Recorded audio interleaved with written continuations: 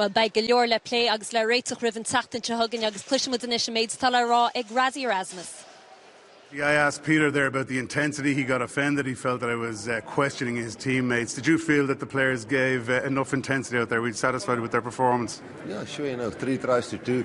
I think where we lost the game was definitely in the penalty count. Half time the penalty count was 8-1, and then on 60 minutes the penalty count was 10-1. And only after 60 minutes we really got a few penalties going our way. So I'm more thinking it was a discipline problem, intensity. You come to Aviva, you score 3 tries, and you lost the game with penalties. So I don't think intensity was the problem. Okay. You were well in touch at the start of that second half, but it just seemed Leinster started better in that second half. They did. And again, as I said, we conceded 8 in the first half, and then after half, in the first 10 minutes, we conceded another 3. So then we got stuck in our half. But that's we can only point the finger at ourselves. We should fix that. A little bit of work to do before next week.